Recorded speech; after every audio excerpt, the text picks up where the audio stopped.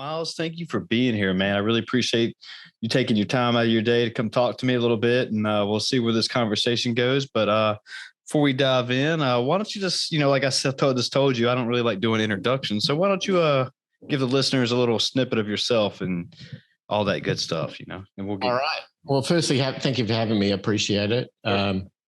My name is Myles Wakeham. I'm an Australian expat who moved to the United States in 1989. So that would explain my somewhat unusual accent. But I live in Arizona. I've lived in the United States on and off for 30 years. But I guess my claim to fame is that I'm one of those guys that never finished high school and I'm a multi-millionaire. So that kind of quirks up a lot of questions for people as to how I did it. But it's really probably less relevant about that, but more towards what I discovered in my life. I'm 57 years old now. I've, had marriages, divorces. I've raised a young daughter who young daughter's no longer young. And now my wife and I are on to other weird adventures. We just bought a bullfighting ring in Mexico, and we're destroying it and turning it into a luxury property in central Mexico and sort of transitioning our lives down there. So, yeah, I'm kind of like one of those oddballs. I don't really follow social mantras very well. I've never been a team player, should you say, and yet it's always served me very well. Yeah, I got a couple of questions for everything you just said there. But you just said that you're an expat. I'm expatriate from Australia. I left Australia. Yeah. Yeah, I was like, I never heard that before. But so all right. So you came into America in '89? Yes, I did. Yeah. So what brought you over here from Australia? I met a girl. I was on vacation in Hawaii, and I guess at the age of 24 or 25, that's what you do. And I just ended up finding myself in Los Angeles as a fish out of water. Had no idea what I was getting myself into. I moved from a very quiet, very conservative country to Hollywood, and that was kind of unusual. I found myself in a place where I got married somewhat, I wouldn't say it was unexpectedly, but it was due to the way immigration laws worked. I could not maintain a relationship with her across the other side of the equator very easily. And I couldn't stay in the United States very, very easily either. And I ended up going to Las Vegas and got married. What do you do? Did you do one of the, you go to a random chapel in Las Vegas and do the whole, like Elvis Presley marries you or something? Well, you didn't actually have to do that in Vegas. All you could do is turn up to the courthouse and sign some papers and swear in front of a judge that you married, and that was it. They gave you the certificate and off you went. So you were 24, 25 years old at the time. I was a foolish young kid from Australia. I know how it goes. Yeah. It's weird how that works, because when you end up in California as an immigrant like that, you find yourself in the immigration system unexpectedly, not really wanting to be. And then what happens is you end up, you can't work for 6 months, or at least that's how long it sort of felt like it took for me. You start filing papers to say, hey, I'm married and can I stay here, please? And they come back and they go, well, you can stay, but it's going to take us, the government, 6 months to process this paper and that paper. And we're overloaded and so on. And so, you can't work. So I'm a software engineer by trade, and I didn't have my computers. I didn't have anything like that. But I was also a musician. I was raised as a musician from a very young age. And I was quite, I wouldn't say accomplished, but I was a experienced guitarist. Okay. When you're in Hollywood in 1989 as an experienced guitarist and you can't work, you do what most people do. My wife ended up having a job, so she went off to work during the day. And what did I do? I wandered down, Ventura Boulevard or Sunset Boulevard or whatever, and I went into all the guitar stores and hung out in guitar centers and played, guitars until I annoyed the sales reps and they told me, get out, kid, and But while you're doing it, you're looking up at the notice boards. And back in those days, bands who needed musicians would put, these musician wanted notices on these pinup boards. So I'd call a few of them up, and next thing I know, I was in this new startup band that ended up doing reasonably well in the kind of underground Hollywood scene, and playing up and down all the clubs in Sunset Boulevard and meeting all these record executive people and dealing with the recording industry. And that was amazing. I mean, I had so many bizarre experiences playing in clubs that became, quite famous, meeting people who, I never expected to meet, and doing lunches with the, executives from Capitol Records. And then my band broke up a few years after we started, and I ended up maintaining the relationships with all those people. And then I ended up taking my technical skills and my knowledge of the music industry, and I ended up on the other side of the glass in the recording studio as an engineer and producer. And then I started producing and engineering bands and acts in the 90s. And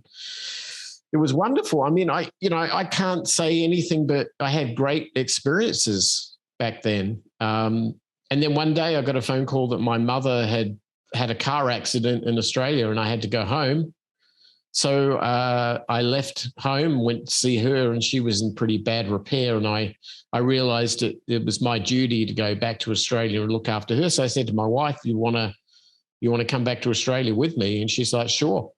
So we sold the house, packed up everything, got a big container ship, shipped everything back. And it was kind of sad because I had this burgeoning career moving ahead in the music business, and I had to cut it all short.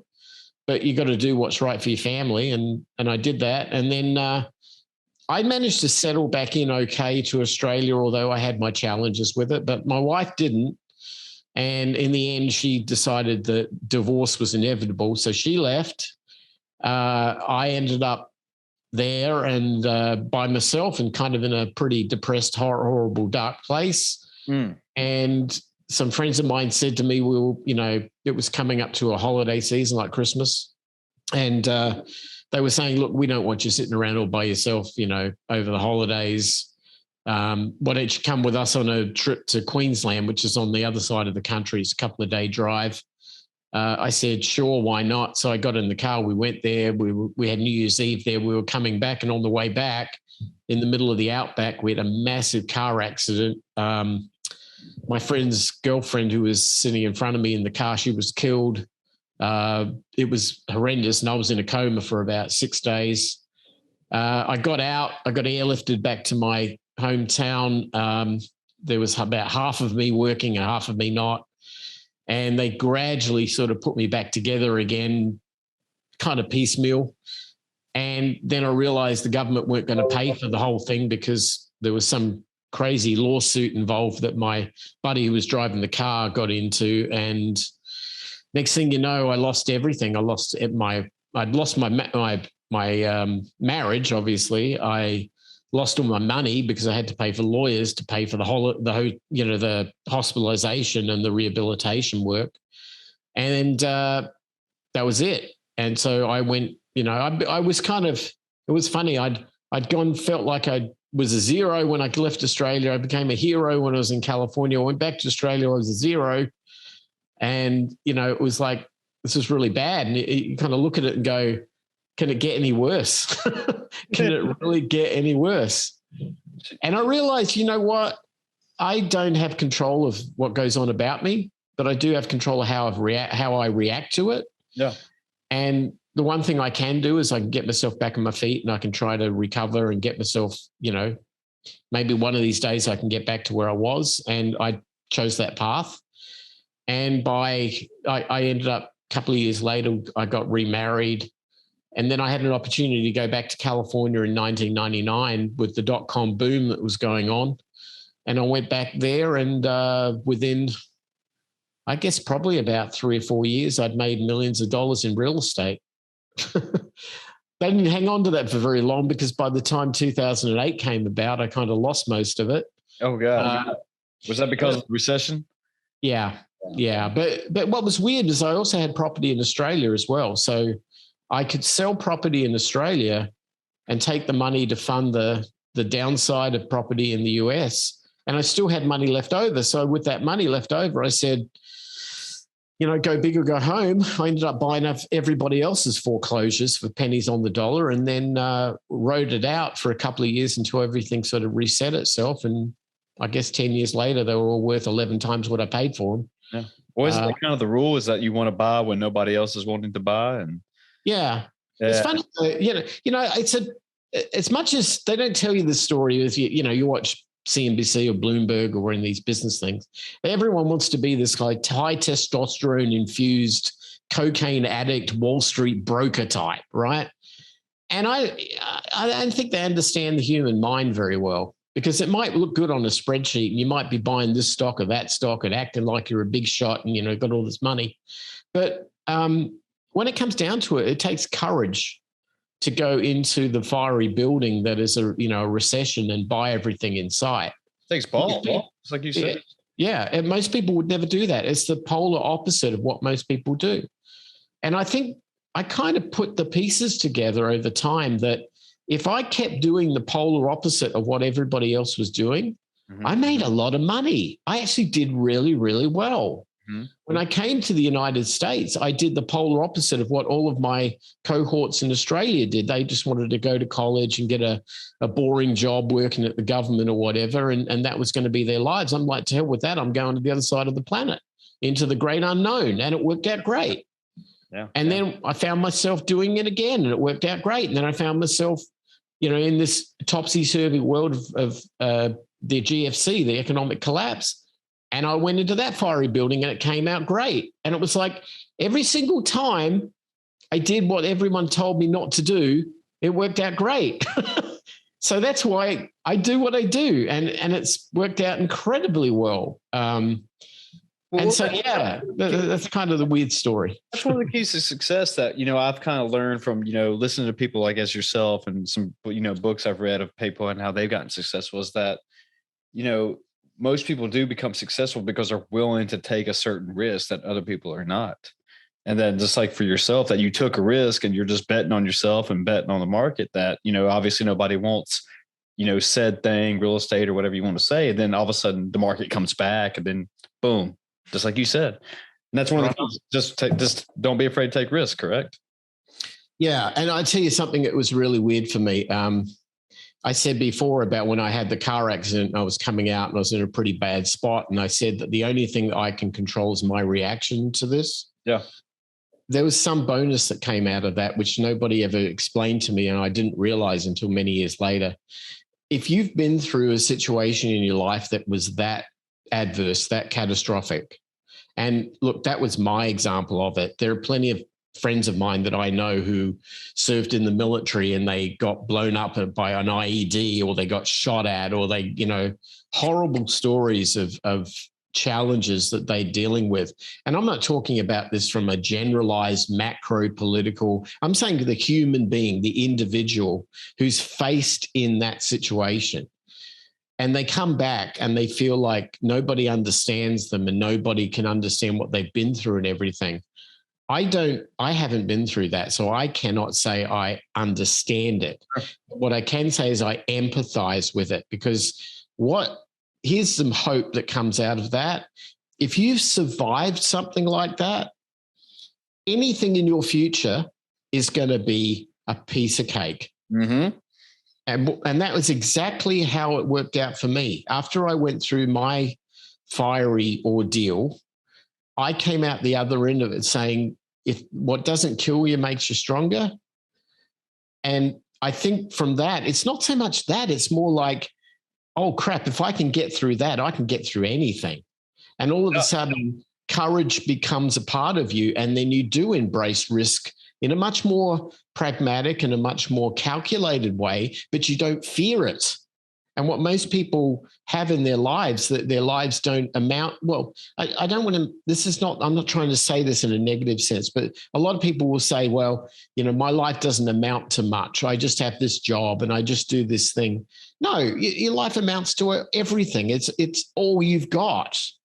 The thing is, you're not willing to step away from that day to day, the distractions we all deal with, and look at it and go, God gave me this gift and I'm just squandering it, boring the crap out of myself and doing the bleeding minimum because I don't want to take on risk because I can't afford to put my family through this, or I can't afford to put this, no, no, that doesn't make the world a more interesting place. Go out there and do what the hell you have to do and fulfill your passion, because you get one shot at it.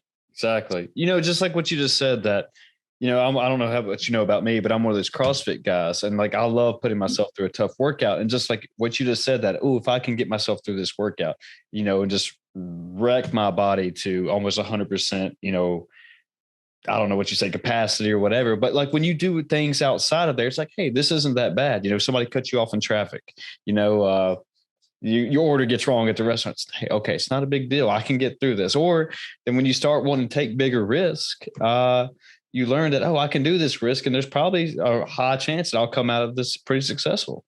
Yeah.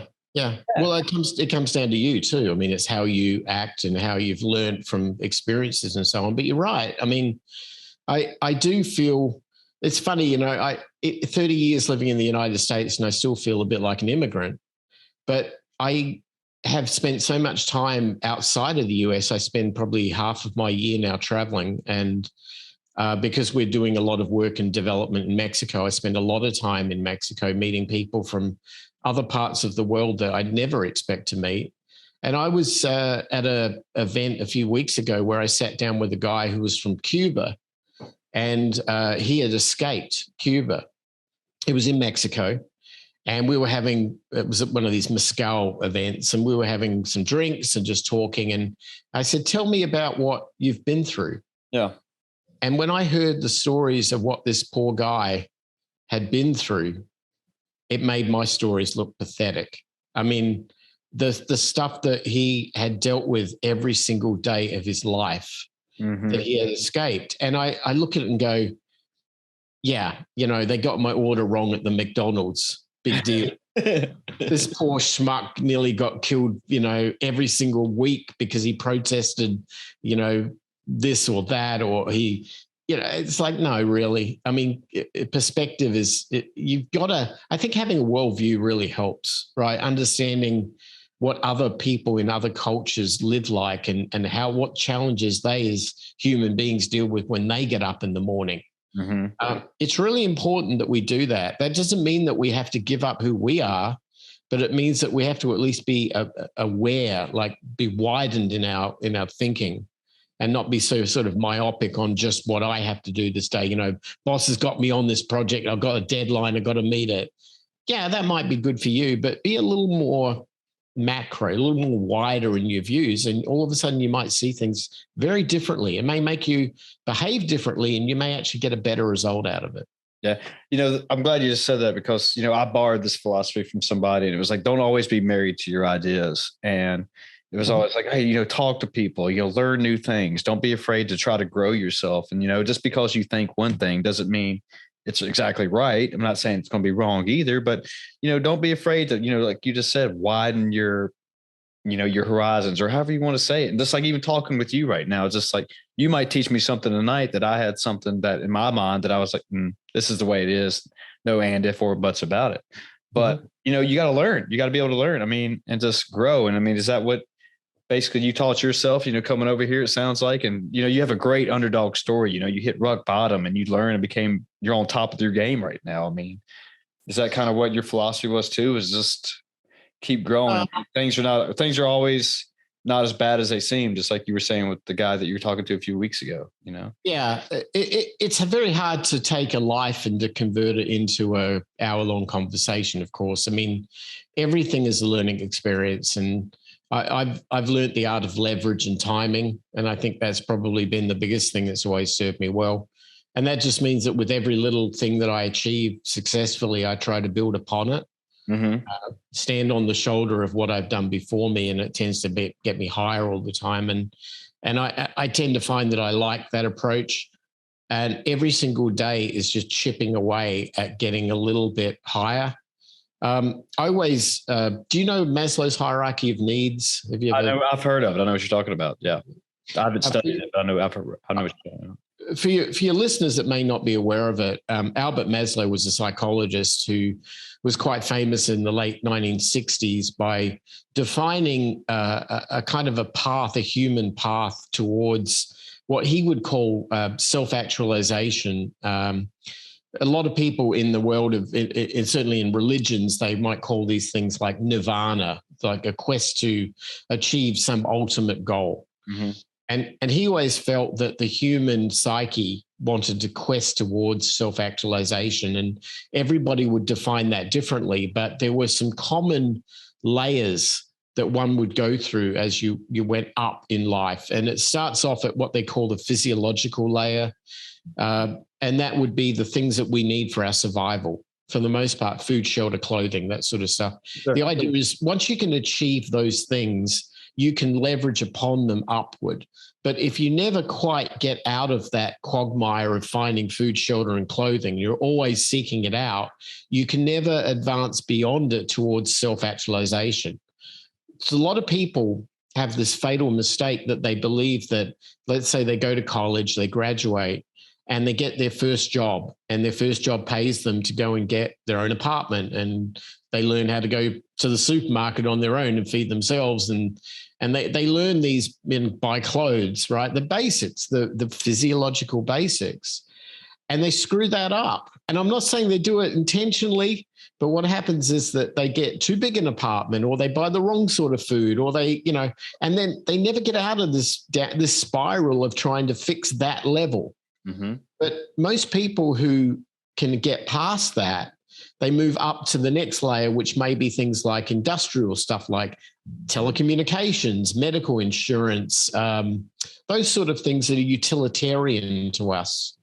And once you get a good phone and you're covered, so you're not going to die if somebody hits you on the road in a car or whatever, then you can go beyond that. And eventually, and that might be some more luxury commodities in your life, or so, those sorts of things. And eventually you get to a point where you're towards the top of this pyramid, and that's when you start giving back.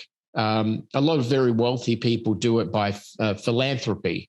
They donate money, they're involved in charities and whatever. And if they're doing it for decent reasons, I mean, that's a good thing. A lot of people, I guess I'm at that point now where I try to teach people things that about their journey when they were down at the bottom end of that pyramid trying to claw up. I'm like throwing a rope down, trying to bring them up. But I realize that you have to go through these layers in a sort of a linear form, and you have to be willing and patient that things take time, and that you're not going to be that Instagram hero when you're 22 and keep it very long. Yeah. Right. And I guess that Albert Maslow kind of codified that in psychology. And I use that as a kind of a map for me. Mm-hmm.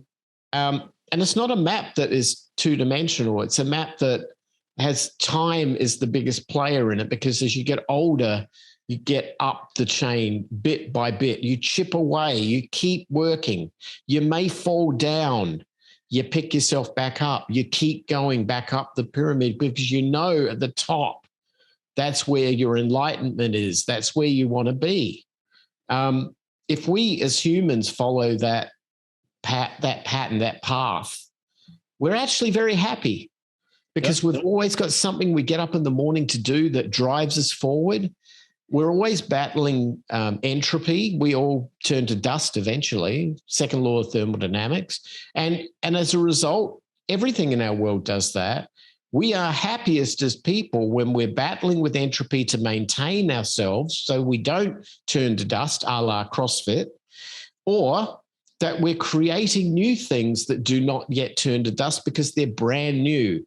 That is, we're making, maybe we're artists, we paint something, or musicians creating songs, or Hollywood producers making movies, or whatever it might be. We are battling entropy because we all know at some point in our life we're all going to turn to dust. True. And if we can just have a life of purpose, a life of forward momentum towards our self-actualization, man, we are so powerful and so wealthy. And that, to me, is the ultimate goal.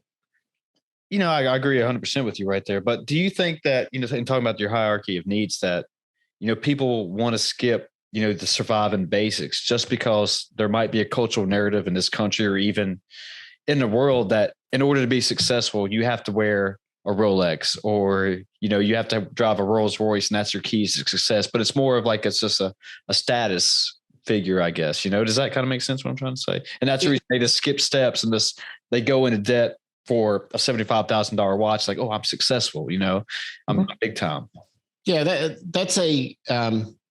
That's an external projection to somebody else of your success, because it's so much easier to do that than it is to look inward at yourself. The scariest thing that we humans have to do is to look at ourselves in the mirror. No one wants to do that. Interesting. Everyone's willing to look at everybody else, and therefore their definition of how Jay-Z looks or how Elon Musk looks or whoever may define to them an aspiration of who they want to be, but they never look at themselves in the mirror.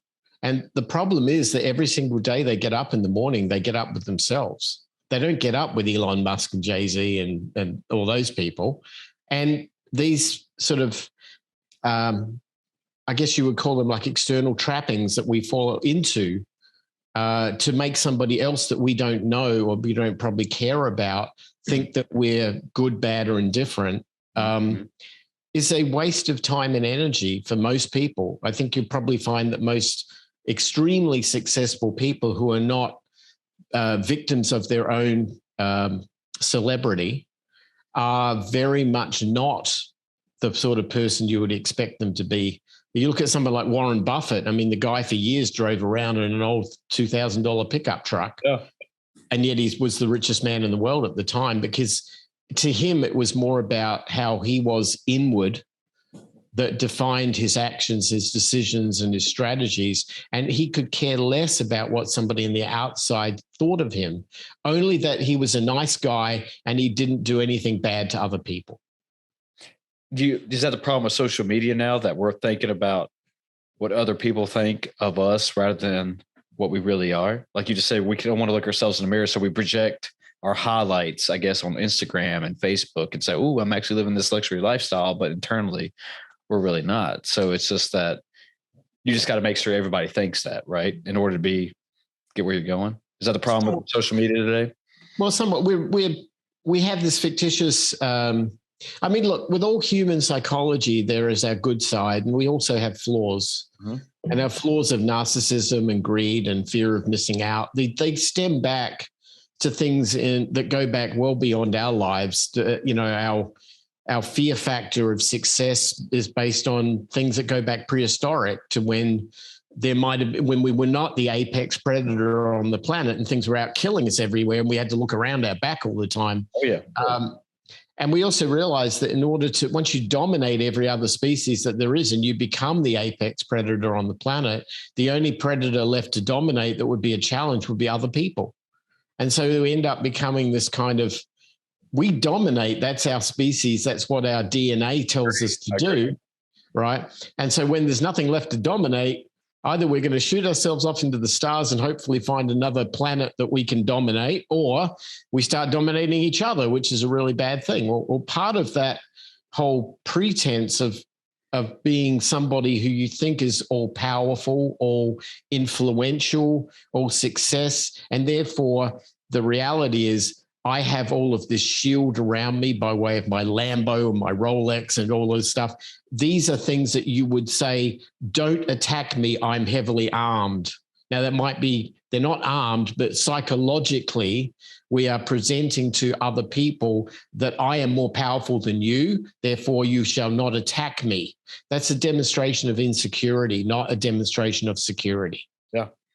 Yeah, I agree with people who, just like you said, if you have that alpha mentality that you're insecure about something and you're projecting yourself on other people in a way that you want them to make you think, but you're really not that way. But does it work? Could be. But I've never really felt myself that I really get along with a lot of people who have that type of mentality. Yeah. That always have to like be boasting about something and always tell you how good they are. And, I think Muhammad Ali said, I can't remember who said, but I thought it was Muhammad Ali said that, if you have to tell people that you're really great, then you're really not, Yeah. Well, he's right. I would go one step further and say, if you're spending all your time worried about your external appearance, it has to be that you're not spending enough time worrying about your internal appearance, how you look to yourself. And most people who have got those trappings are highly insecure on the inside and so scared to address that it's better to be distracted away from it. And I see this in business a lot. I see a lot of business people out there who are hustling all the time, pushing, working 16-hour days, chasing the dollar, chasing this. And when you realize that they have enough money, they're not going to be homeless next week. Yeah. What they're really doing is they're building up a set of distractions that stop them looking at themselves. Because when you don't have to face yourself in the mirror, you can shy away from the scariest part of our lives. And most of those people don't ever want to look at themselves in the mirror. They can talk a good game. Oh, they'll go, I did this team building thing, or, I did this, epic thing, this 300 race or whatever.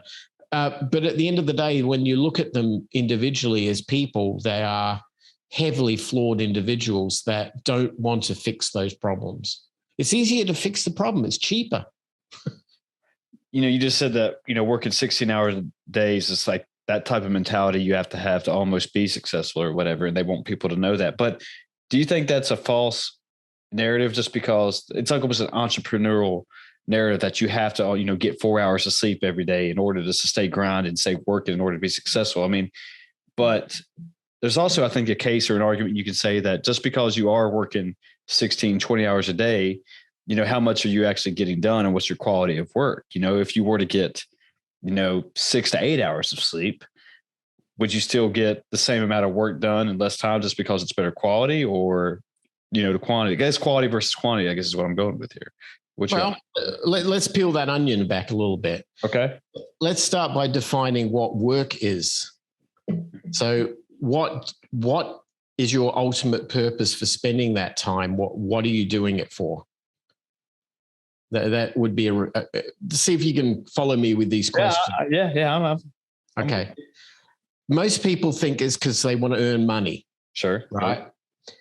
Bosses and employers know that's actually not the major motivation that people have for turning up to work. It's because of ego. It's validation, a sense of purpose, a sense of doing something and contributing to something maybe bigger than we are. Those things are far more powerful than money. The ego is stroked by what we in business would call titles. So what you'll find is you get these corporations that are very happy to give out titles to people without any salary increase because they believe that titles stroke ego. And the whole idea here is to keep you grinding away at 16 hours a day because you feel there's a sense of purpose to you. And that sense of purpose is your ego being validated by way of status, title, and who you are. But most people find that at the end of the day, the statistics tell us that 78% of people live paycheck to paycheck. Yeah. And 65% of people who go to college don't end up pursuing a career that was anything like their major. I agree. And that 38% of people can't afford to retire at the age of 65, and that the life expectancy of a US male as of 2020 was 75.3 years, down 5 years from 5 years prior. We are not living longer. We are spending more time being distracted towards a purpose that has absolutely little or no benefit to us financially. If you look at any rich person, there's one simple rule. The rich don't have jobs. If you get that right in your mind and you click to that, you'll realize that working 16 hours a day for a boss will never make you rich. What we've got, and this is an immigrant talking, so I'm somebody from this is where I can put on my outside looking in cap. What we've got is a system which is based around banks and finance. Mm-hmm, we have a system which at the age of 18, a kid is expected to sign a contract for 6 figures of debt to go to college before they're even legally in most states allowed to get a beer at a bar. Sure, I agree. then they spend so much of their life paying down that college debt, but they've got a major that they rarely ever use as their career path. Then after they get past that and they want to go into a building phase of their life, they build a family and a career and identity and everything. They also probably want to build a house. Yep. And when they do that, they take on a 30-year mortgage. And the French translation of the word mortgage is death contract. So if you understand, this people don't understand French enough. Anyway, when they take on the 30-year death contract, what happens is they get themselves a house that they probably is bigger than they ever need, that is pressing people other than themselves who live in it. But it's something that, particularly for males, for the patriarchal nature of us, that we want to be the breadwinner. We want to be the support system of the family. We want to be that mast on the ship that keeps everything going forward. And the house is an important part of that. And it is part of that physiological Maslow's need, the shelter component. The problem is that people buy houses that they can't afford. At times, they don't have any money to afford even the down payment of, and they sell their future out. Well, a 30-year mortgage is 30 years of your future. If you do the numbers, let's say at the age of 18, you took on $100K of debt, you got out of college at 22, you're probably not going to pay that sucker back until about 30. Yeah. At the age of 30, you've met some girl or guy of your dreams and you want to go ahead and start a family and get married and you want to get a house, and you've been working for a couple of years and some, job that's enough to be able to get you, the bank lets you sign away a life on a contract. Well, let's say 30 or 32, add 30 years of that for the mortgage, and now it's 60, 62, and you're going to die at 65, 75. That doesn't seem like a very good set of numbers to me. What I feel is that people who fall, you only have to make one mistake on that road and it's completely game over. Because if you go ahead and you say, well, the interest rates have dropped on mortgages and I'm going to refinance my house, that's great. You're going to get a lower interest rate. Yeah, my payment's going to drop. Great. Your payment's going to drop. You're going to reset the clock of that 30 years back at the time you refinance, unless you've got a 15-year mortgage. But you're going to reset it back at 30 years. So let's say you refinance at 40 years old. Now you're going to be paying the sucker off until you're 70. And people go, well, I can pay more. How many people pay more? Yeah, honestly, right? Yeah. I mean, we all aspire to, but no one does. And then everyone's going, well, it doesn't really matter because it's not really a big payment. And I've got all this money in IRAs or stock options or whatever. I'm just going to keep working my 16 hours a day and I'm going to sock away all this money. And one day I'll be able to retire, and maybe I can retire early. Maybe I can find some path out of this mess. No, your dollar is worth less every year. Inflation is killing us. And what's happening is that you are not getting in front of anything. And then you, after maybe 5 years, 10 years, 20 years, you look back at this and you go, what am I doing? I've just been working 16 hours a day, 5-6 days a week for this house that I'm now a slave to, for this death contract that I took out. And my family isn't getting my attention. My boss wants my undivided attention to their work. This is miserable. This is slavery.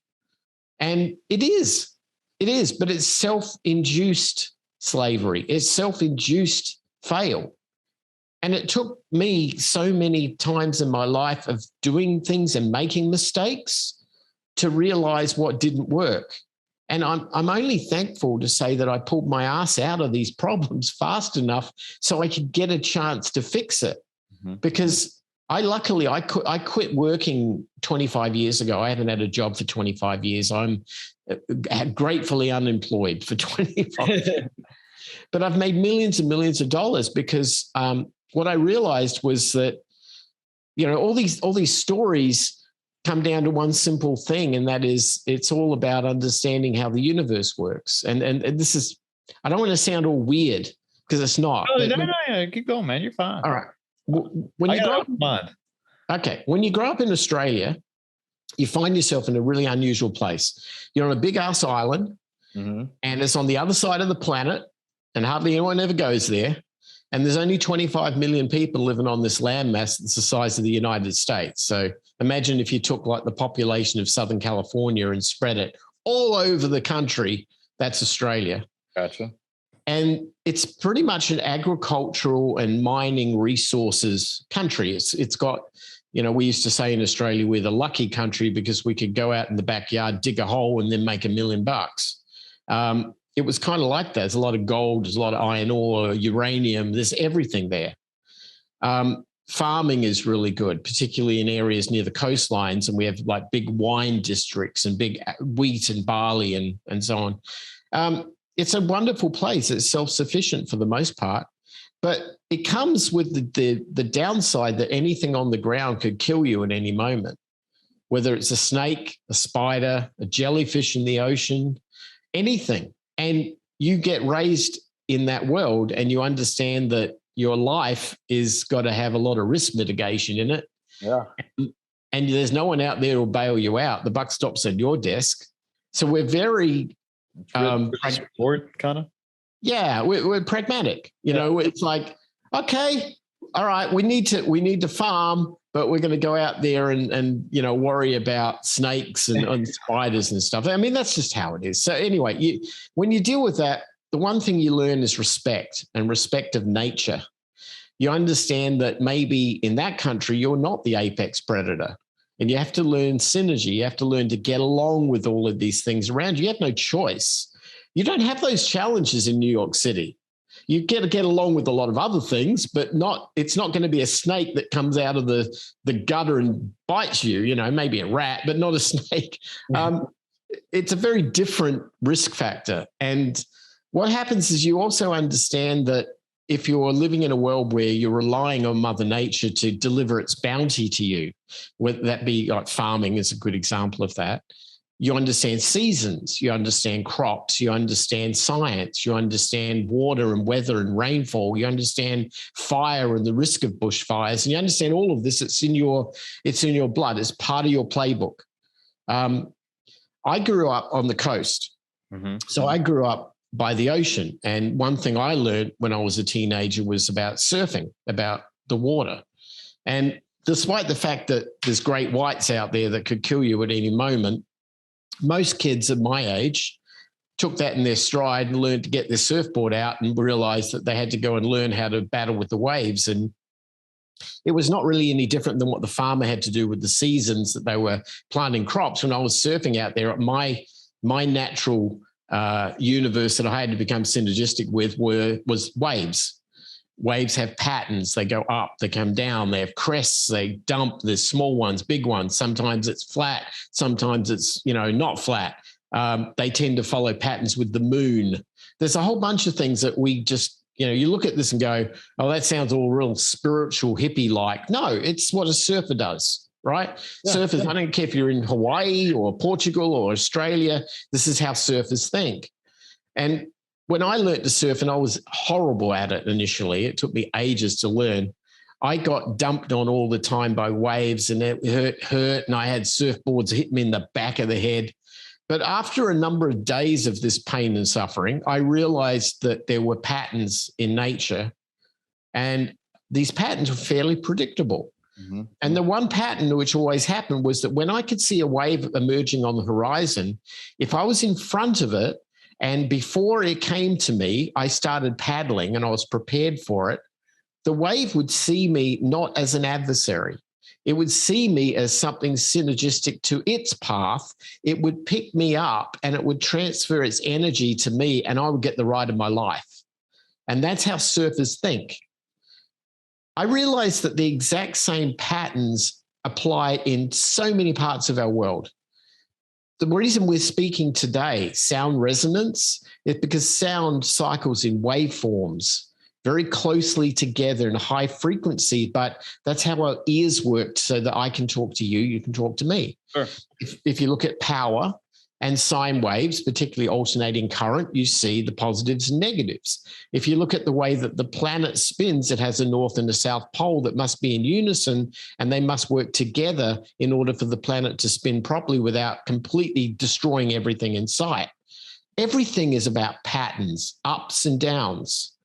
if you apply that to business, it's very, very easy to see the analogy because you think about charts or stocks on Wall Street or whatever. And every time I see a chart of a stock, particularly if I see it over a period of time, maybe a number of years, I see the same waves I saw on the surfboard. Yeah. And every time I realize if I want to catch that wave, I've got to be ahead of it. I've got to be prepared for it. And I'm going to catch it when it's not cresting. I'm going to catch it when it's low. It's the old analogy, buy low, sell high, right? Yeah. But it's universal. It's what we see all about us, but we choose not to see it. We don't, the sun comes up and sun goes down every day. The moon comes up and moon goes down. These patterns are around us in plain sight all the time. And there are also patterns that are in business. A couple of years back, I was having a chat with a very successful CEO of a company that I knew here in Arizona, and a friend, and we were just chatting, and he said to me, so Myles, what do you suggest I should invest in? And I was, it's an honor for people to ask me that question, but I don't normally give direct financial advice. But I said to him, what's going on in the media right now that's a total disaster? And at the time, oil was at $27 a barrel. Yeah. Cheap, okay. Cheap. And he was going, well, I don't know. Everything's up except oil looks really bad right now. I said, well, buy that. Yeah. Okay. But that's scary. It could go down. I'm like, okay, so check me if I'm wrong here.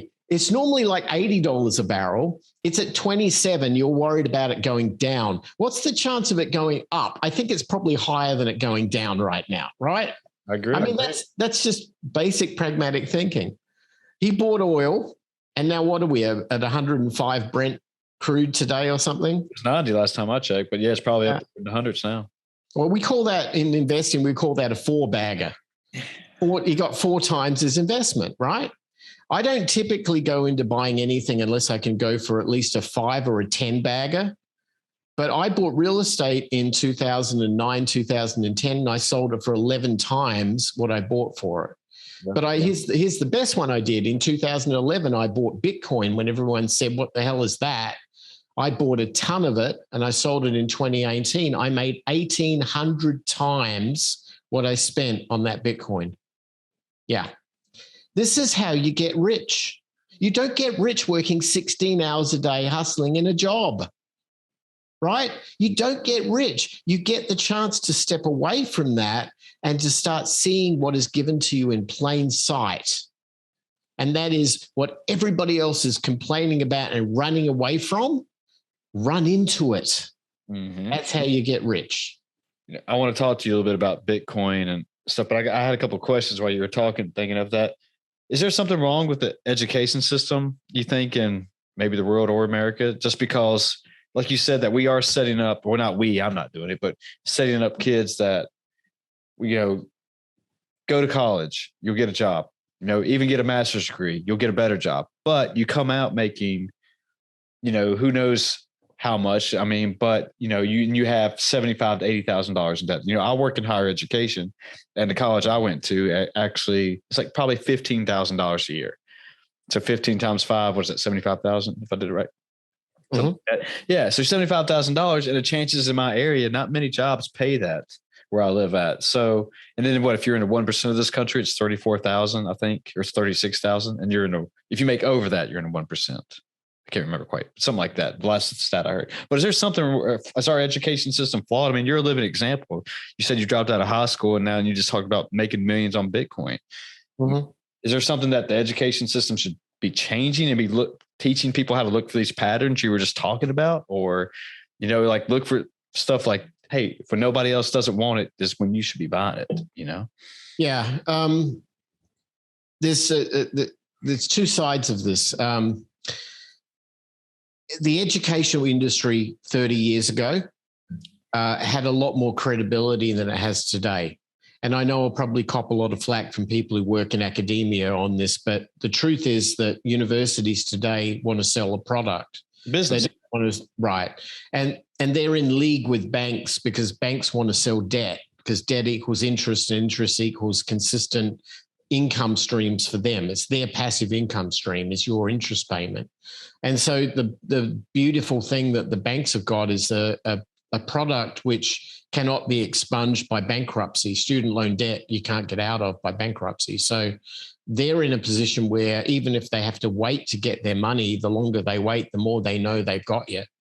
And the universities themselves, who are, I was driving here in Phoenix, I was driving past Arizona State University today with a buddy of mine. We just had lunch, and the buildings, they're these beautiful brand new buildings growing up everywhere, cranes everywhere, building this, that, and the other.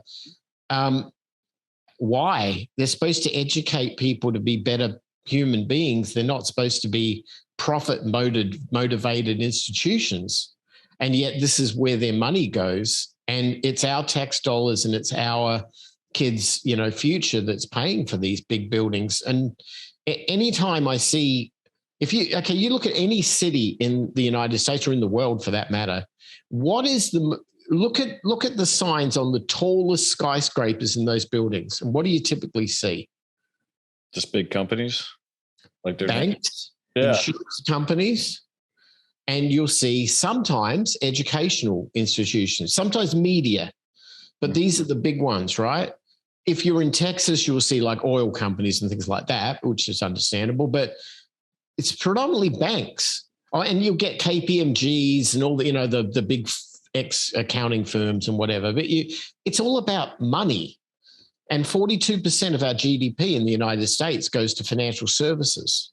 So if we're not producing anything, like we're not manufacturing or producing anything we export, but 43 or 42% of our GDP is in financial services, it's all about transactional churn. And what you need is a lot of people who are debt enslaved who transact to churn the money. And that's how you get the big skyscraper in the middle of the city. That's how the big banks get it. And that's why Chase, Bank of America, Wells Fargo, all these big guys, they're huge corporations, too big to fail, use the term, because we let them get that big because we got suckered into buying products with money we didn't have on the pretense of what the glossy brochure told us that we would be at the end result of getting it. And yet the vast majority of us that walked out of that debt-enslaved world as college graduates, despite the success of finishing 4 or 6 years worth of education, have nothing that prepared us for the world that we walked into the day we left college. And that's scary, sad, and it completely corrupts our life path because we now have to pay that money back. And that means that everything else got put on hold until we achieve that. And I have a bunch of rental properties and I've got tenants in there that are very, very well-to-do people who work in very good jobs you would think were paying, 6 figures, and they're living in crappy 2-bedroom, $700 a month apartments because they can't buy a place because of their student loan debt. Yeah. All right. That's not a good place for us to be as a society. Oh. If they could have owned the building that they're renting from me if they took the 4 years and the money that they would have spent to the university and put it down as a down payment on some rental real estate and were willing to wait 10 and 15 years for the other tenants to pay the thing off. And then they could have lived on the rent for the rest of their lives. That's how I do it. Yeah. It doesn't take a high school graduate to tell you that, right? I'm not rocket scientist. I'm just pragmatic. But when you say, they're not teaching us anything in college about that, well, no, they're not. They should. What the ultimate audacity I found when my daughter went to business college at University of Arizona, she did a course in what they called entrepreneurialism.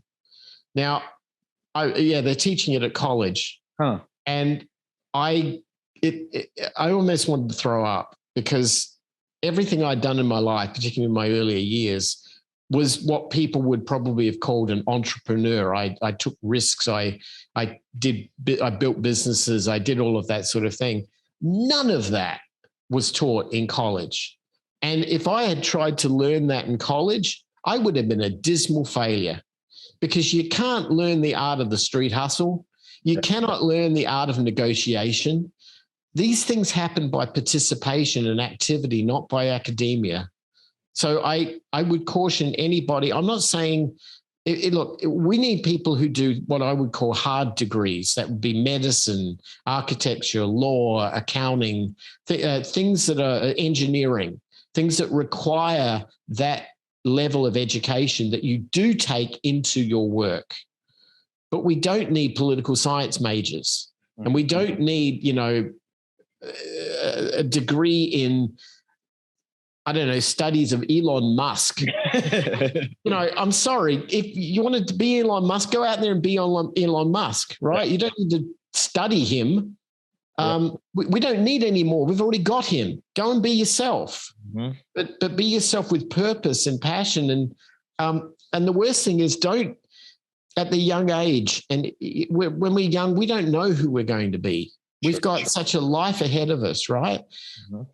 Maybe go and spend some time traveling around the world like I did. Maybe backpack in Europe for a couple of years. Maybe go to Thailand. I don't know. Just do something, but let the rest of the world tell you what it wants you to solve. Let it give you their problems so that you can solve them, and that's how you get rich.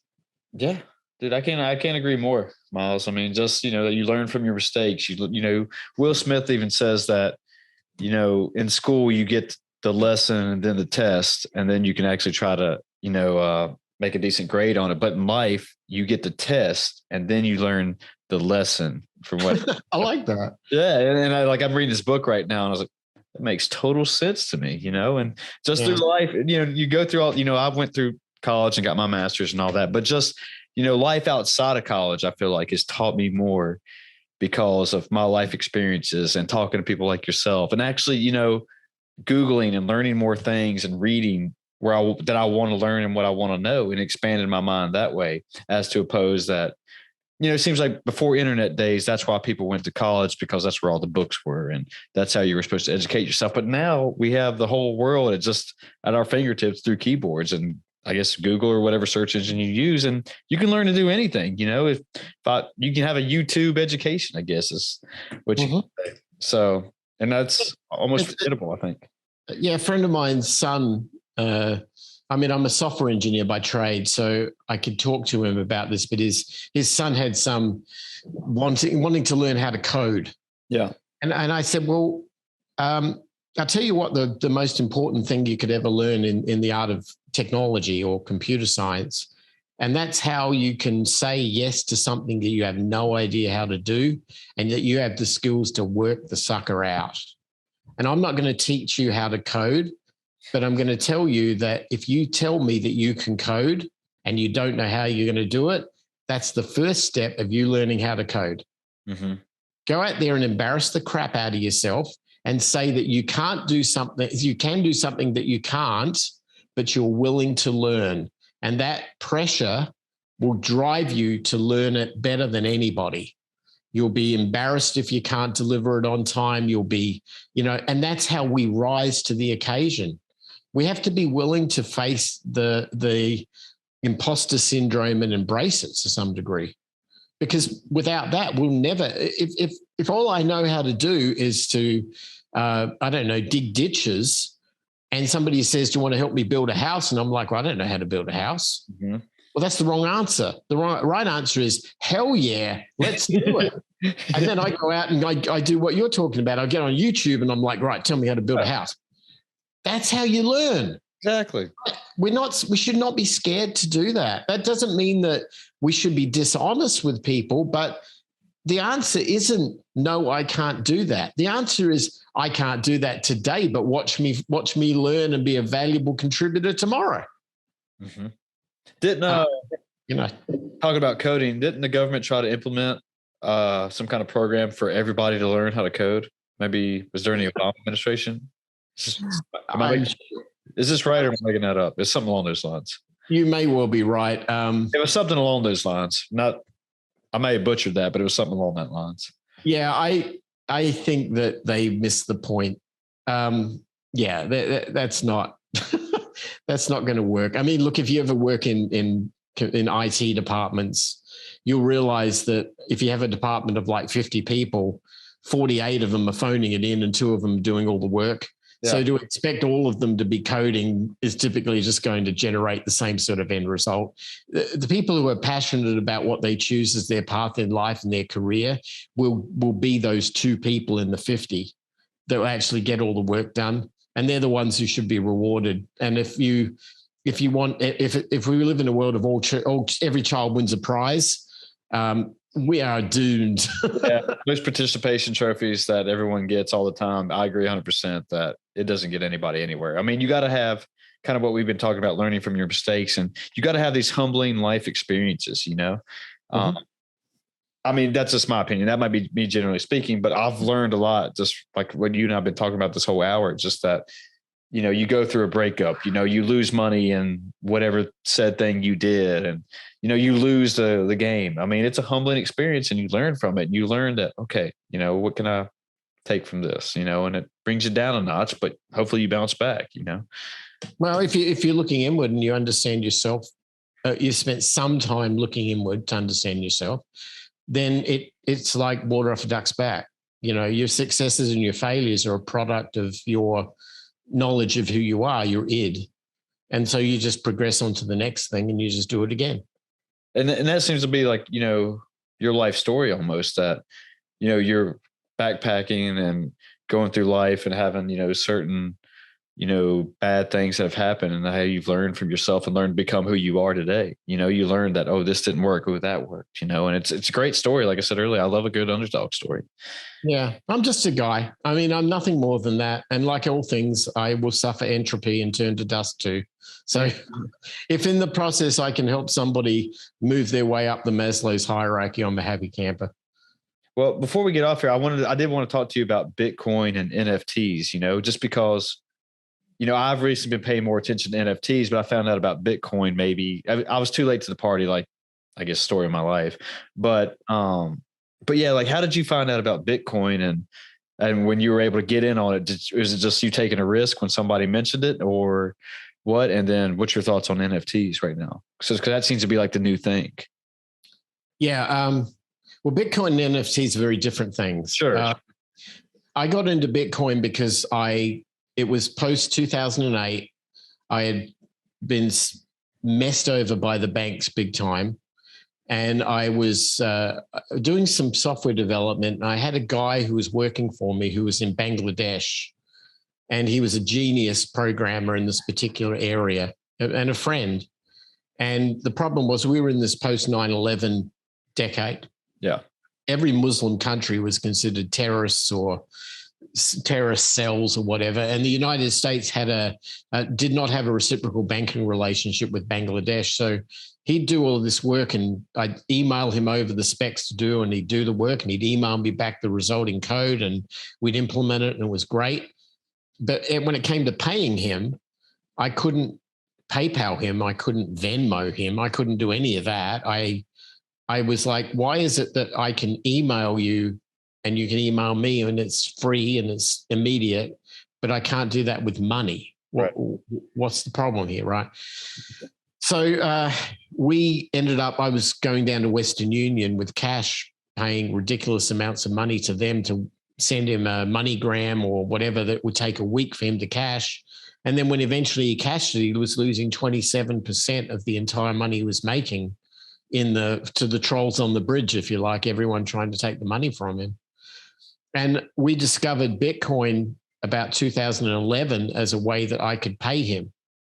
And back in those days, prior to that, I'd been sort of playing around with the cryptography side of it. And, you know, on a spare laptop, you'd mine some Bitcoin because you could, which in retrospect seems so ridiculous. You know, we'd mine like 10 Bitcoin in a 24-hour period, which today, you know, today's like 400,000 bucks. Exactly. Anyway, who saw that? I didn't see that coming. What I did do is I bought a lot of Bitcoin because I was going to pay him through Bitcoin over like 6 months worth of contract time. So I put a lot of money into Bitcoin. And then unexpectedly, it went from $7 that I bought it for to $1,200. And I'm like, oh, I guess you could say that was luck. But in retrospect, I saw a white paper that was said Bitcoin, electronic peer-to-peer cash. And I thought, this is what I need to do. I need to pay him. Yeah. And so when I realized what was going on with this, and I realized that this thing was bigger than I expected it to, I went down the rabbit warren like everyone did back in those days. And we went back to reinventing what money was and understanding that. And that was an interesting adventure. And I guess I became one of those many annoying Bitcoin people back in those days, telling everybody they should buy Bitcoin. You know, price went up 1,200 down to 200, and everybody all the Wall Street old school and the gold types were going, that's nerd money and it's not real and you're going to lose your shirt. And I'm like, well, it's worked for me. I mean, so, you know, I remember when it was about $180, I was telling a buddy of mine who's a doctor, buy some Bitcoin. And this is a guy who makes, a ridiculous amount of money. Sure. And he's like, I don't trust it, Myles. I think I'll just stick to buying real estate. I'm like, well, real estate's good too, but you really should maybe have a bit of a shot at this, buy like 20 of them. It's not going to be a big deal. And he's like, I don't know. Well, that 20 Bitcoin would have made him multiple millions of dollars. But the reality is we can't see the future. What I saw was a world of 7 billion at the time, people where only half of them were banked. And there were cases in other countries, like in Africa, they had this thing called the M-Pesa, which was a way that people could pay money to buy their food from markets using their flip phones. Okay. It's like an SMS message thing. And I thought, well, if they can do that in Africa, and it solves the big hyperinflation issues that they were seeing in places like Zimbabwe, why can't they use Bitcoin? But that it wasn't advanced enough yet. And I think that I just sort of punted on the fact that it was advancing. And so I kept my holdings and I added to it, and I kept the faith, and I started to understand in the code how it looked and how it worked. And there was always this fear that at any moment the government would shut it down or the banks would shut it down. But it was like, well, I really can afford to lose my investment because I didn't put that much into it. Yeah. And over the years, things just changed and it got bigger and better. And it was like this, it felt like it was a positive thing for the world. And then about 2017, 2018, when the Bitcoin price went to about 20 grand, I saw human beings exhibiting that flawed social behavior, that FOMO, fear of missing out, that greed and scams and all of the worst things that you see with money. It just all came to the surface. And I'm like, you know what? I'm out. So I took my winnings off the table and I was very happy about that. Paid a big check to Uncle Sam and, said, okay, well, that was a fun adventure. What's next? And then sort of sat on the sidelines for a while. And then I started speculating in Ethereum because I could see it as what we would call back in those days, we call the world computer, that there was a decentralized way that code could run across many, many networks and nodes. And I thought at the time the application for that would be what we would call smart contracts. So if you went and registered your vehicle with the government, it was in their database and they would tell you who the rightful title holder was. But you had no visibility of that. Maybe if you're lucky, they might put it on a web page and you can look it up. But for the most part, they own that knowledge. And I thought, no, that knowledge should be in an immutable blockchain where everyone can see it. So I know that I'm the rightful owner of this real estate or this car, or that this is my marriage license, or this is my, I don't know, business license or whatever. These are perfect applications for this. But I realized that I was going against the power hungry that wanted to retain ownership of the data. So it never really played out that well and it kind of died. And then along comes this thing called NFTs. And I felt it was just another way that people were trying to use this technology to make money without actually having a viable business application for it. Having said that, I'm not sure whether the first wave of this was like that, but maybe over time it will not be, because So, the original concept of NFTs, non-fungible tokens, was that you would stake ownership to something in a blockchain, and that ownership certificate, much like a stock certificate, was worth something of value based on perception, what somebody else is willing to pay for it. It didn't matter what you were owning. You can own a little graphic image of a monkey. Right. And that's what people think of when they say, picture value. It's not value. Your ownership of picture is what is valuable. If that picture was an Andy Warhol, well, your ownership would be worth a hell of a lot. If that picture was a Da Vinci, it'd be worth a hell of a lot. Sure. But we're not minting Andy Warhols and Da Vincis, right? No. But the concept has some merit. The problem is that human beings and their perception of value is highly enthused by those that have gone to the moon and with Lambos and everything in the Bitcoin world. They think, I want to be like that guy. Yep. And this is my path towards that, right? Yeah. So that doesn't work. The surfer mentality, you can never catch a wave when it's already crested or it's upon you. And this is exactly the problem with NFTs. We've got people out there trying to surf where the wave is crashing about them and they're going to get dumped. That's just how it works. But there is something interesting about it, because I know, being in the music industry from a long time ago, musicians always got screwed over by the record labels. They never, ever were able to claim any form of ownership of their work because there was never a means or a way in which you could track the listenership to the art, to the license holder. Okay. And that problem's never been solved. I mean, we've got that, Spotify paid this amount to artists. It's pathetic what they pay to artists. And they don't pay it to artists. They pay it to publishers or people who own the rights to the art. Well, if we had a way that artists could retain their own ownership of rights, and we had a way that they could account for that in an immutable public blockchain that could say, I'm going to air this piece of music. Who owns that piece of music? Oh, it's that guy. Pay him. All of a sudden, we might actually have something viable for an NFT. And I see it as a means of artistic ownership and shareholding, like a certificate. I see value in that. I don't see value in speculating over a bunch of, gifts of monkeys. Right. So you can see the dichotomy here is you see behind the scenes of what's going on and understand that maybe there is something there, but it hasn't yet come forward and exposed itself. There's an old saying I say a lot. In a gold rush, be the guy on the side of the river selling shovels. And that's, I think, really the secret to NFTs. That makes perfect sense. Makes a lot of sense. It's like people who want to open up a restaurant, the people who they're like, what is it, like only 5%, 10% of restaurants actually make it, but like the people who are actually making money are the people selling the restaurant equipment. Bingo. There you go.